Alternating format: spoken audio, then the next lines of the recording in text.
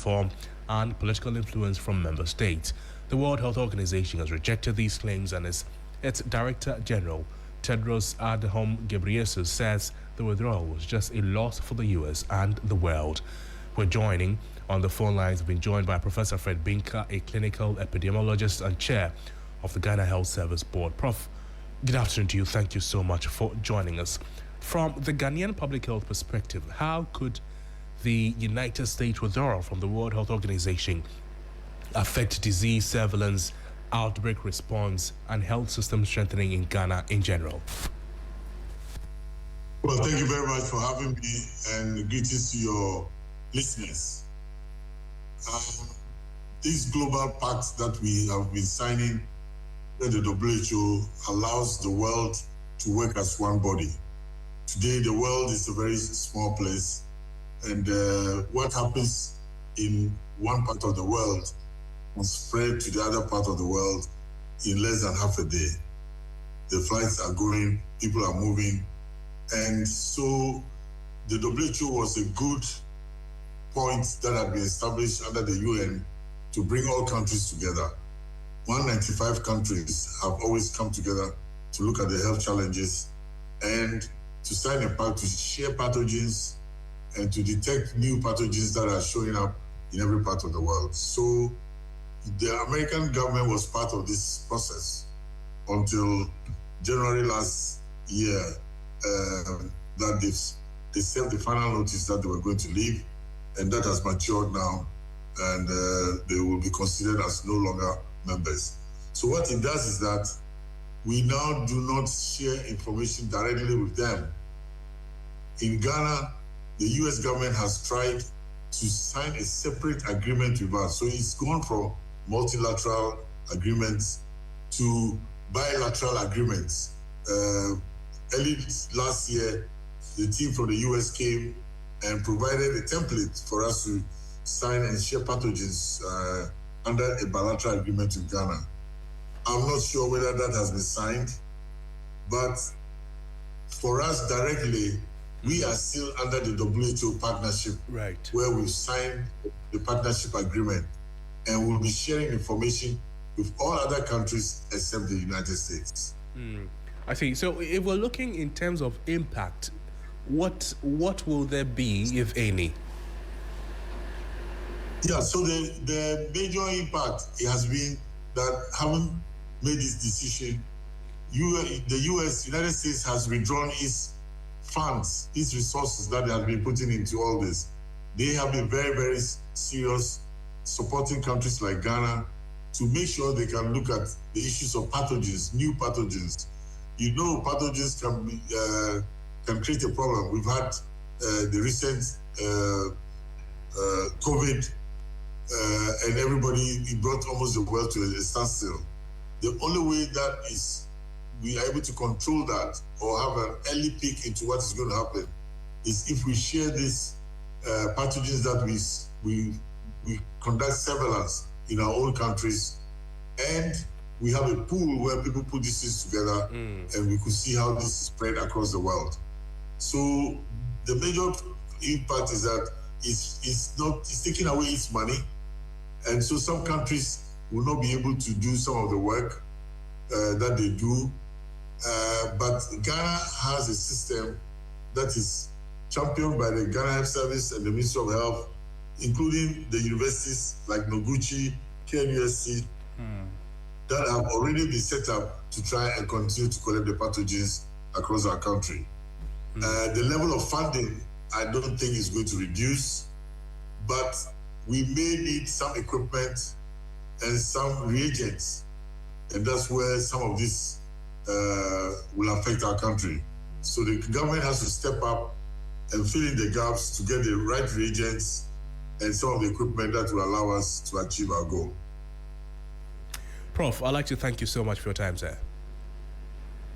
Thank you for having me. Professor Fred Binka is a clinical epidemiologist and chair of the Ghana Health Service Board, speaking with us there. Let's do some other stories this afternoon. And Pressure Group Arise Ghana has suspended its indefinite picketing at the United States Embassy for 1 week, warning that it will resume in full force should Embassy officials failed to provide satisfactory assurances on the sooner return of former Finance Minister Ken Ofori-Atta.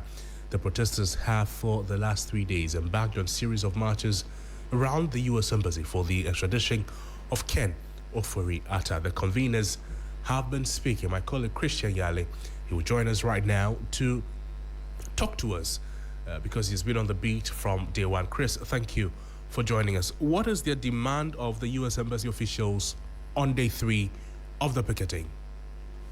All right, Crosby. So for the first demand, they are saying that they want the officials at the embassy in Accra, upon receipt of the petition, to augment all efforts being undertaken by U.S. authorities abroad. So what they are asking is that once they have received this petition, they should go ahead to now liaise with their counterparts who are abroad to ensure that Ken Ofori-Atta is quickly or expeditiously extradited to return to the country to face justice or to answer urgent questions. And so they believe that looking at the years of friendship and bond shared between Ghana and the United States of America, this becomes an important issue that requires all effort and requires all zealousness in dealing with it. That is what Bernard Mona indicated when he was submitting that petition to the U.S. official.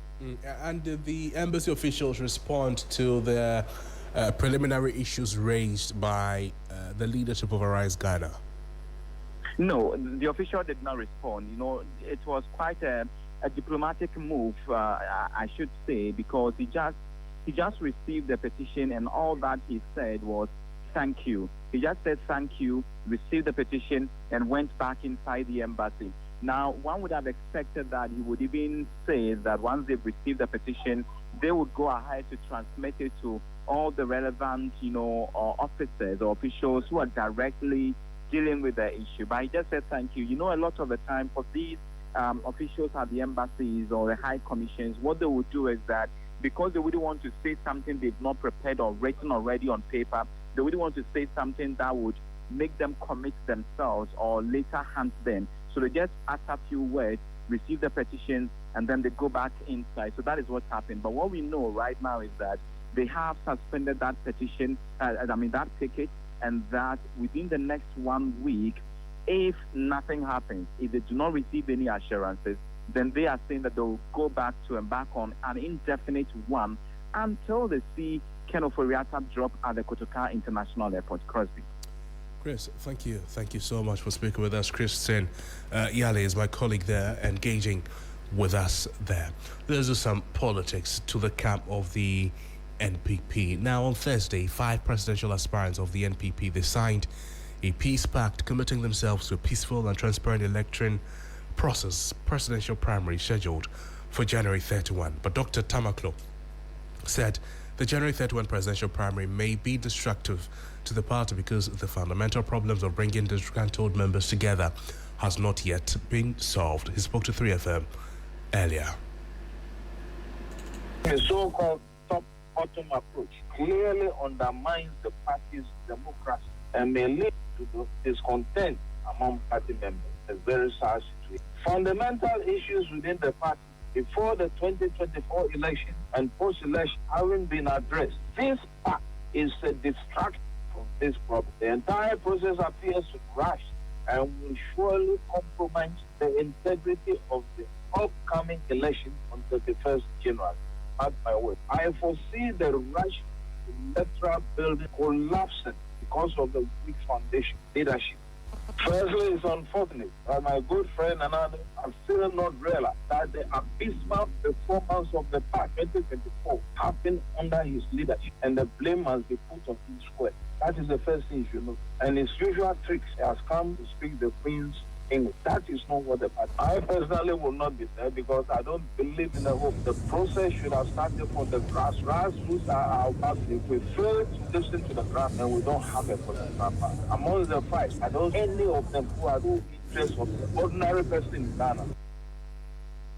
That's the voice of a founding member of the NPP, Dr. Nyaho Tamaklo, speaking with us there. Let's get onto the phone lines and engage a political analyst, Dr. Jonathan Asante-Okyere, on the significance of this peace pact by the party, the first of its kind for a presidential primary. Doc, thank you for joining us. Good afternoon to you. How significant is this pact by the NPP? I'm fine. What I'm asking for, Doc, is this peace pact that has been signed by the aspirants, how significant is that document, or it remains only as a document? Well, I will start by saying that for the optics, it is good. It has a tendency of taming the aspirants. It has a tendency of making the aspirants speak with their followers, and it has a tendency of making them tone down in some kind of excesses in terms of verbal vituperations. And so for the optics, it is good. But as to whether it will lead to that which they are yearning for, that is a different thing altogether. The idea that you have an internal elections leading to a peace pact in itself is flawed, in the sense that if we are all from the same family and we are going for an internal election, not an external one, if we should warrant a peace pact, then it means that there is no peace within the party. There is nothing like unity within the party. It will have to take a symbolic gesture, of signing a document in order for peace to reign. As far as the fraternity is concerned, then I think that the leadership of the party itself have failed. But it is equally good that they have taken this particular decision, right, to ensure that they find some thin line, as it were, in all the abuses and excesses and so on and so forth. And so, by and large, I will say that it was a good gesture, good for the optics, probably a period where they had to come face to face, because most of the things have been tantrums that have been, given, as far as their own campaign messaging, have been concerned. But this is the first time in a long period where the five had to come face to face. So I guess body language, gesture, reading, and so on and so forth, will take place. And so I think it is good. And finally from me, Doc, is that beyond the signing of the peace pact, for the leadership of the party themselves, what should they be seen doing? We have just about 8 days to this very important election. What should they be seen doing to engender trust and confidence in the election? You see, the reason why we saw excesses from both sides is the fact that from the word go, the system has been skewed to favor a particular candidate. To decide that you are conducting the election from top to the bottom and maintaining the very people who decided in voting for Dr. Bawumia to become the flag bearer, the majority of them, apart from those who have died, should from the word go tell you that Mr. Kennedy and the rest are disadvantaged. Of course, they have done some amendment to the Constitution allowing a list of people to be part, of this particular electoral college. But suffice to say that it still creates a situation where Dr. Bawumia is ahead. Now, with this and the way and manner some of the leadership have conducted themselves over the period, it doesn't exude confidence in terms of, non-partiality, because by and large, we've seen people identifying themselves with the Bawumia where they should know better that, you are going to be part of the arbiters. And if that is the case, you don't have to tip off your hand for anybody to see where you belong. It makes the system a bit bizarre. So now that something of that sort has happened, I expect that they will exude that confidence and ensure that there is this non-partiality, from now to the time that they will conduct the elections from a transparent, fairly, and freely manner. Doc, I'd like to thank you for your time with us on the program. Welcome, Crosby. Dr. Jonathan Asante-Okyere is the voice we had. Now, still in politics, and the widow of the late Member of Parliament for Ayawaso East constituency, Hajia Amina Adam, has formally declared her intention to contest the National Democratic Congress parliamentary primaries, which was declared vacant. The seat was declared vacant following the demise of the MP for the area. In a press statement signed and issued on January 22, Hajia Amina Adam said she decided to present herself for the party's primaries after consultations with community leaders, party members and residents of the constituency. She said the decision followed weeks of reflection after the passing of her husband on January 4 this year, describing the period as one of personal loss for her and her children. Baba Jamal, who is currently Ghana's High Commissioner to Nigeria, has also declared his intention to contest the parliamentary primaries scheduled to take place on February 7 this year to elect the party's candidate for the Ayawaso East constituency parliamentary by-election slated for March 3 this year. We'll be speaking to the special aide of the widow of the late MP. But first, let's walk you through and take you through the list of widows who contested seats after their husbands and the husband MPs left the position, how they have fared in these roles. And we'll see them right now on your screens if you've joined us on Facebook. The first on the list we're talking about this afternoon is the latest one. Hajia Amina Adam, widow of the late Member of Parliament for Ayawaso East, Nasir Mahama. She has officially declared her intention to contest the NDC parliamentary primaries to replace her husband following his death in January 2026. There's also the mention of Ophelia Mensah Hereford, and this is in 2020. She is the wife of slain Nkwantanang MP Eko Kwansa Hereford. She resigned from the Ghana Police Service to contest the seat on the ticket of the MPP and won in the 2020 general elections. Lydia Akanvariba Lamisi, also in 2020, is widow of the late David Adakudugu, former NDC MP for Timpani. She contested the 2020 parliamentary elections and then she won, replacing her husband. There's also the mention of Lydia Seram Al-Hassan. She is the wife of late NPP MP for Ayawaso West Wogong, Emmanuel Chamanti Jako. She won the by-election in 2019 and retained the seat in the 2020 elections. If we take you far back, Linda Obidewa Akwele Oklu in 2016 also had the same fate. She is widow of the late NDC parliamentary candidate for Shayo Sudoku, Desmond William Oklu, who died in a car crash. She contested in the 2016 elections and then she also won. In the 2000s as well, Cecilia Jan Amwa, this happened in 2000. She is widow of the MPP candidate for Asutifi South, Professor Philip Kofi Ajabein Amwa. She contested and won the seat in the 2000 general election. So these are just the number or the names of widows or spouses we've seen contest seats of their falling husbands in the parliamentary elections. Well, let's speak to Ismail Abdul Razak. He's a special aide to the widow of the late NP who joins us live on the phone. Ismail, thank you for joining us. Good afternoon to you. What informed the decision by the wife of the late MP to contest the vacant seat, and what really are her chances? Good afternoon to our listeners. Thank you very much for this opportunity given to me.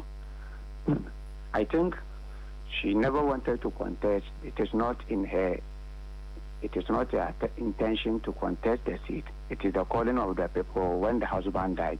Immediately when the husband died, the people started to come in, trooping in her house, calling for her to come and contest. This is an answer to people who called her to come and contest. So I see it as a calling and answering to a call by people who wanted her to lead. What are her chances really? Her chances are very, very clear. She's going to win, if not 70% by sure. I'm definitely sure she's going to win by 70%.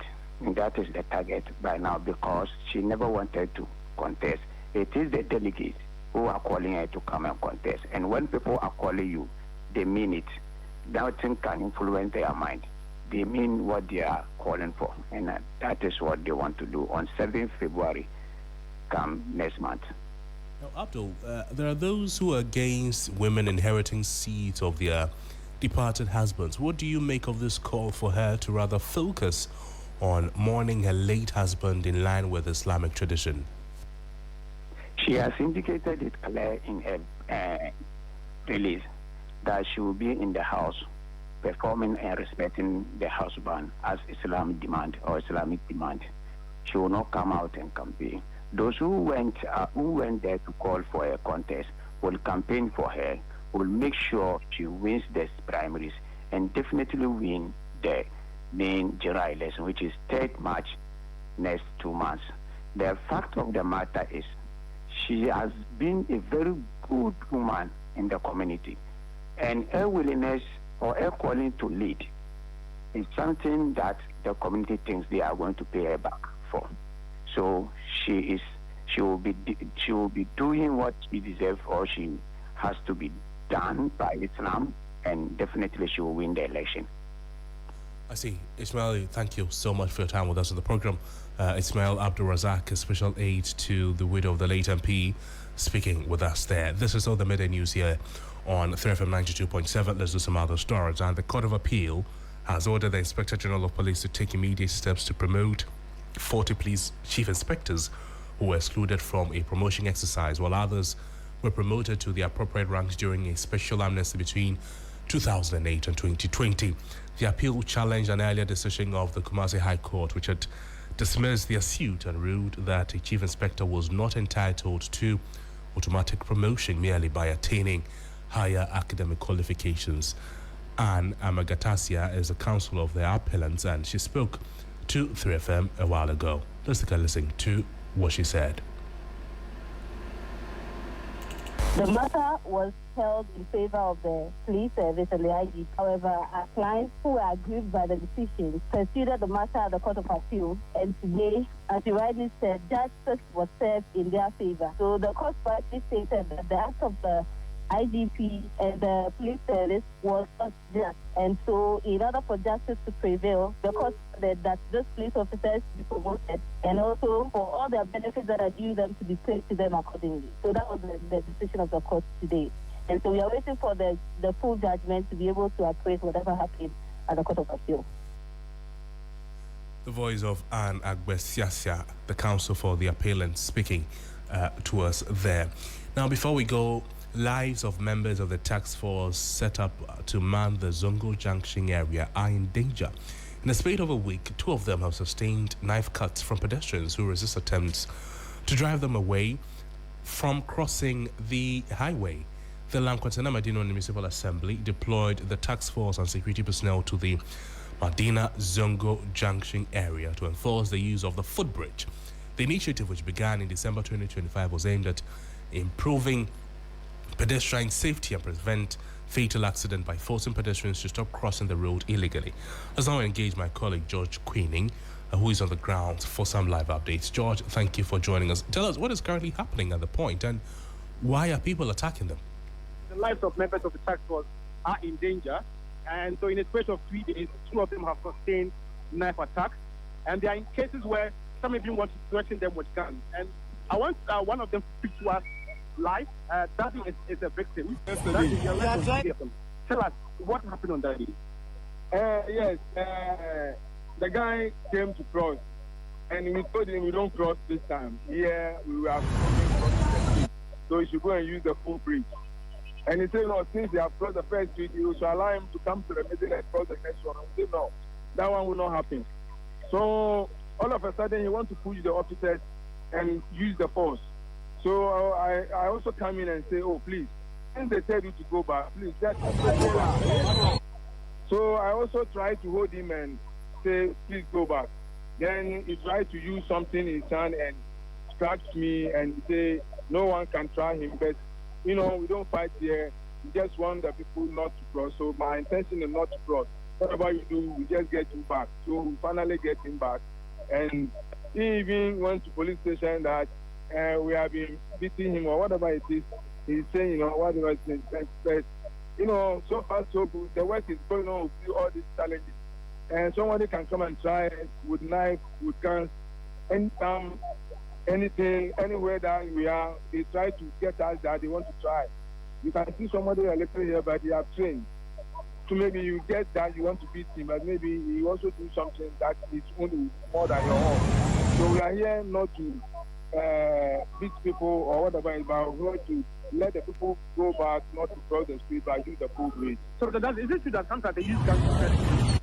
Yes, they use the guns. Some of them, they have guns. We don't know either they are national security or they are these people that use guns. So finally, he will try to show you guns that if you didn't allow him, he will give you a shot. So you see, he can use the gun and come over you and cross the street. Yeah, so this one, we need very protection here because we need things to protect ourselves. Yeah, because we are here, we have to get some protections. Although the MCE and the regional minister, they are all in this operation. And they also participate in this operation. Sometimes they come here and stand here. They came here and go around checking what is going on. You see, they saw the challenge and they have promised us that they will bring us things to cover ourselves if the people are coming to attack us. So Mr. Tazi is a member of the SAC, so clearly it's a serious issue here. And I spoke to the MC, Mohammed Fala, and he said to try and keep the protected here.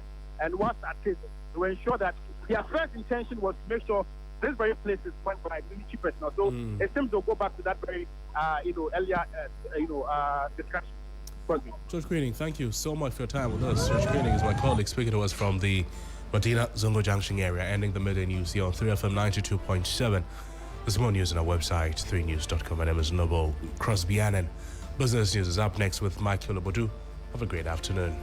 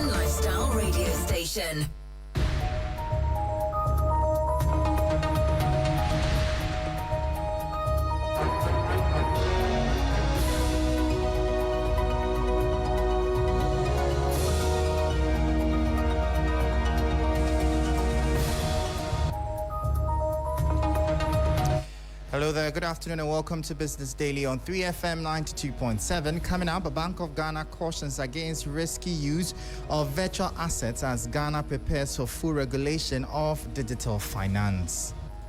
And implications of virtual assets in order to discourage uninformed usage and risky adoption.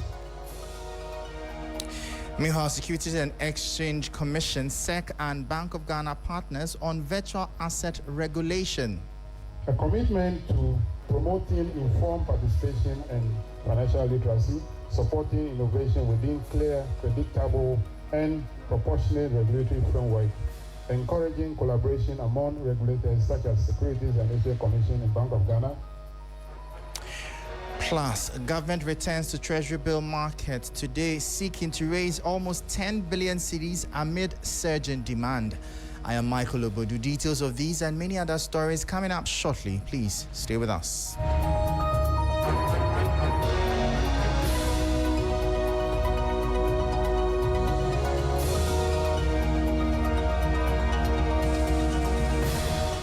Let's head straight into the bulletin now. And the governor of the Bank of Ghana, Dr. Johnson Pandit Tesiama, has cautioned the public against the uninformed and risky use of virtual assets, stressing that strong consumer understanding is critical to protecting investors and safeguarding Ghana's financial system.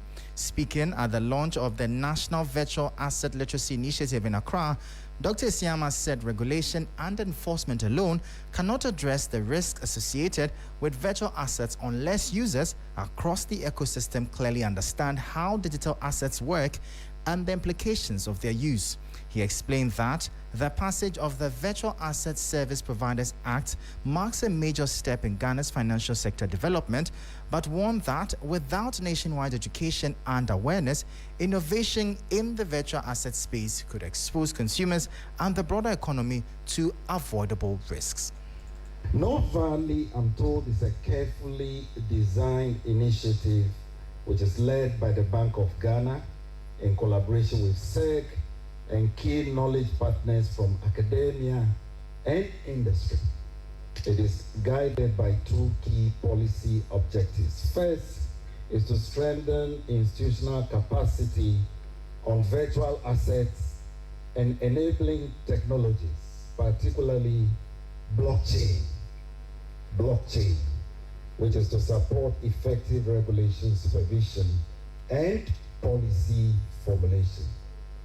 The second objective is to promote nationwide awareness and the risks and implications of virtual assets in order to discourage uninformed usage and risky adoption.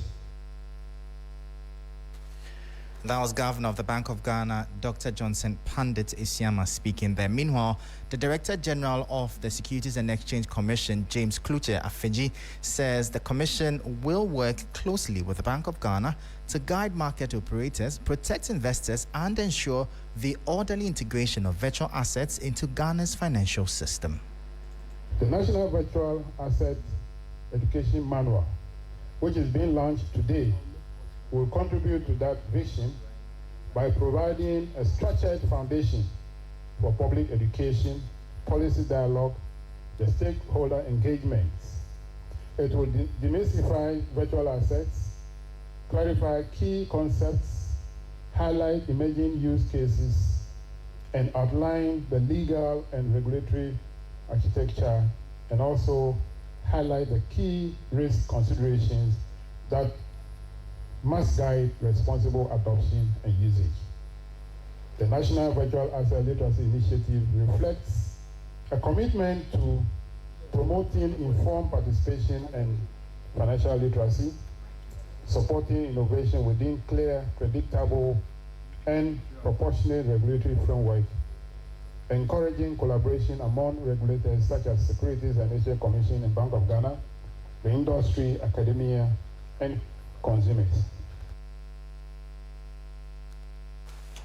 That was the Director General of the Securities and Exchange Commission, SEC, James Kluche-Afeji, speaking. Now, Government of Ghana returned to the domestic market this morning, seeking to raise 9.825 billion cedis through its weekly treasury bill auction.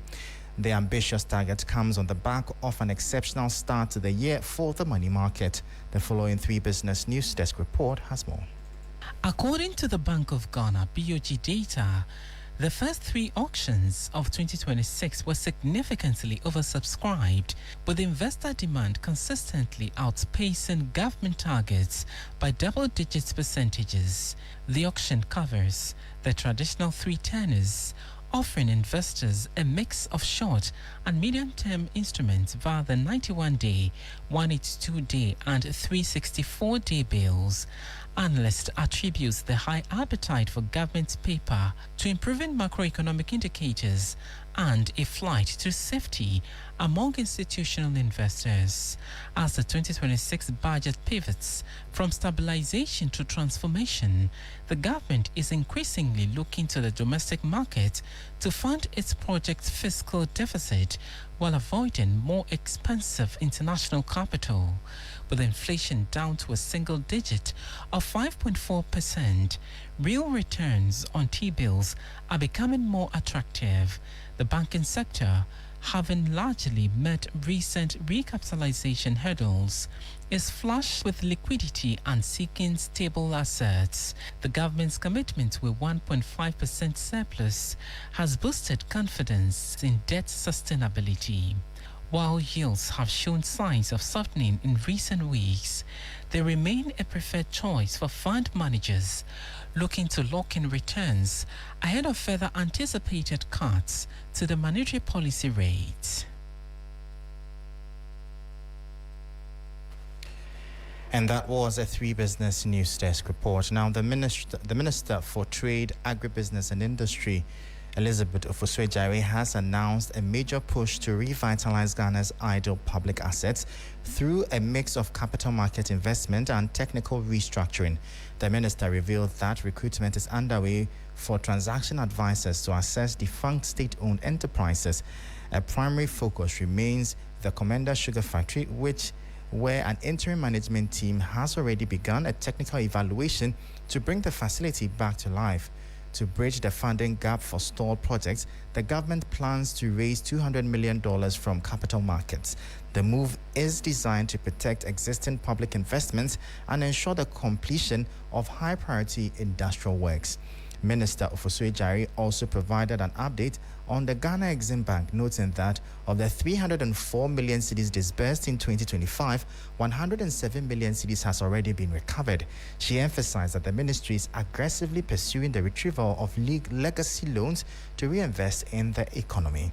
Now, the Chamber of Oil Marketing Companies, COMAC, has reaffirmed its unity and commitment to the industry following the decision by Star Oil Limited to suspend its membership. In a statement released on Thursday, January 22, 2026, COMAC acknowledged the self-suspension of its member, noting that while it respects the rights of individual companies to make independent decisions, the chamber remains strong, united, and unwavering in its mission. The rift follows a deepening disagreement over the National Petroleum Authority (NPA's) price floor policy. Despite the departure, COMAC has pledged to continue its dialogue with the industry regulator and all stakeholders. Let's listen to Board Chair of COMAC, Gabriel Kumi. Star Oil is a very key member of the chamber. Star Oil is the vice chair of our chamber. The chamber had a position on the price floor, which was communicated to the National Petroleum Authority. Star Oil, I think otherwise, he has a divergent view. We respect that. But Star Oil in its letter also indicated that he respects the majority decision. So as at now, the chamber is still in support of the price floor, even though we recognize and acknowledge the point raised by Star Oil. We had the meeting. We have started engagement with Star Oil, and I'm very confident that we are going to get them back onto the fold. You heard the board chairman of the Chamber of Oil Marketing Companies, COMAC, Gabriel Kumi, speaking.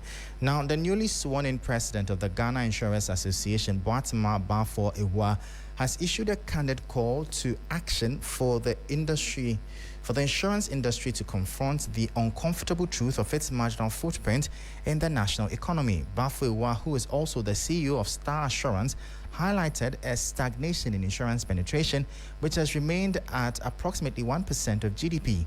She emphasized that this figure is starkly low compared to the critical role insurance plays in protecting the assets of families, businesses, and the state. To move beyond rhetoric, the 12th president of the GIA announced the introduction of a quarterly industry scorecard. As an industry, we must confront an uncomfortable truth. Insurance remains underutilized in Ghana relative to its importance to families, businesses, and the state. The numbers make it plain. Insurance penetration, measured as gross premium relative to GDP, remained 1%. Now, if you use this under the IFRS insurance services revenue basis, it is 0.63. And insurance density per capita spend is only about 202 in 2024. Therefore, we must pursue a results agenda, and we will measure progress transparently. We would publish quarterly industry scorecard tracking penetration, density, compulsory insurance, compliance, claims, turnaround time, premium payment integrity. These are not just statistics. They represent a protection gap, a gap in resilience, in confidence, and in long-term domestic capital our economy needs.